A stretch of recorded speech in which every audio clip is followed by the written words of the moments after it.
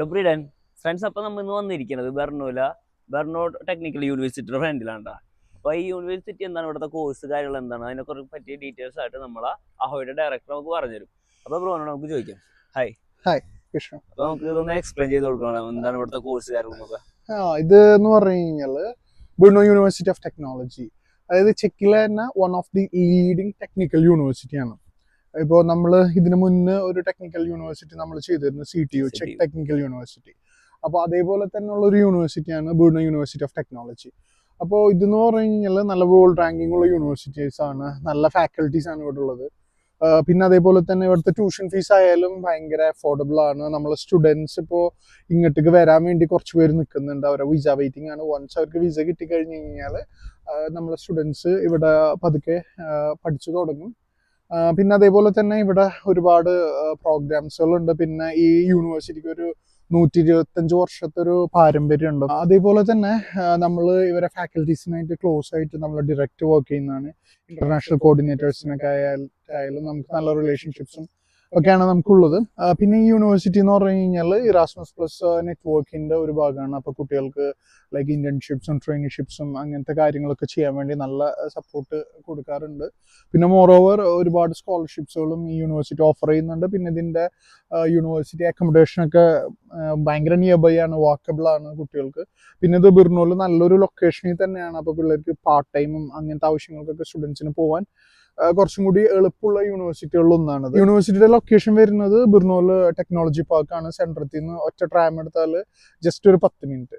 അപ്പോൾ ഞാൻ നേരത്തെ പറഞ്ഞ പോലെ കുട്ടികൾക്ക് കുറച്ചും കൂടി കമ്മ്യൂട്ട് ചെയ്യാൻ കുറച്ചും കൂടി എളുപ്പമാണ്. പിന്നെ അക്കോമഡേഷനൊക്കെ ഭയങ്കര അഫോർഡബിൾ ആണ്, ചെറിയ പൈസക്ക് നമുക്ക് അക്കോമഡേഷനൊക്കെ കിട്ടും. പിന്നെ അതേപോലെ തന്നെ ഇവിടെ ഒരു 8 ഫാക്കൽറ്റിയാണ് വരുന്നത്. മോർ ദാൻ 50+ കോഴ്സസുകൾ അവർ ഇംഗ്ലീഷിൽ പഠിപ്പിക്കുന്നുണ്ട്, ബാച്ചിലേഴ്സ്, മാസ്റ്റേഴ്സ്, PhD അങ്ങനെയൊക്കെ പറഞ്ഞിട്ട്. അപ്പോൾ എന്തുകൊണ്ടും നല്ലൊരു യൂണിവേഴ്സിറ്റി ആണ്. ഇവർക്ക് ഒരു മാസ്റ്റേഴ്സോ അല്ലെങ്കിൽ ബാച്ചിലേഴ്സ് പെർസ്യൂ ചെയ്യാൻ വേണ്ടിയിട്ട് എന്തുകൊണ്ടും നല്ലൊരു യൂണിവേഴ്സിറ്റിയാണ്. റാങ്കിങ് വൈസ് ആയാലും നല്ല യൂണിവേഴ്സിറ്റിയാണ്. ഇവിടെ ഇപ്പോൾ നേരത്തെ പറഞ്ഞ 8 ഫാക്കൽറ്റീസ് എന്ന് പറഞ്ഞു കഴിഞ്ഞാൽ IT, മെക്കാനിക്കൽ, സിവിൽ. പിന്നെ വരുന്നത് എന്ന് പറഞ്ഞു കഴിഞ്ഞാൽ കെമിസ്ട്രി ഉണ്ട്, പിന്നെ അതേപോലെ തന്നെ ആർക്കിടെക്ചർ ഉണ്ട്, ബിസിനസ് ആൻഡ് മാനേജ്മെന്റ് ഉണ്ട്, പിന്നെ ഇലക്ട്രിക്കൽ എഞ്ചിനീയറിംഗ് ഉണ്ട്. പിന്നെ ഇവിടുത്തെ 8ാമത്തെ ഫാക്കൽറ്റി ആയിട്ട് വരുന്നത് ഫൈനാൻസും കൂടിയാണ്.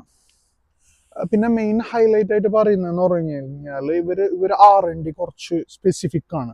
അതായത് ചെക്കിൽ അറിയപ്പെടുന്ന റിസർച്ച് ആൻഡ് ഡെവലപ്മെന്റാണ് ഇവിടെ നടക്കുന്നത്. ഇവിടെ കമ്പനികൾക്ക് ഡിറക്റ്റ് ഇവിടെ ഒരു R&D സെല്ലൊക്കെ ഇവിടെ ഉണ്ട്.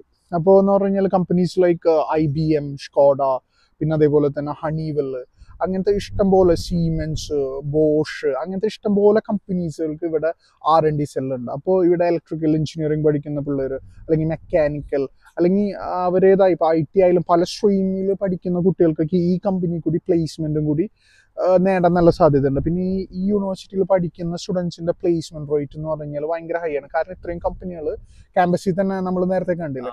അപ്പോൾ ഇഷ്ടംപോലെ കമ്പനികൾ ക്യാമ്പസിൽ തന്നെ പ്ലേസ്ഡ് ആണ്.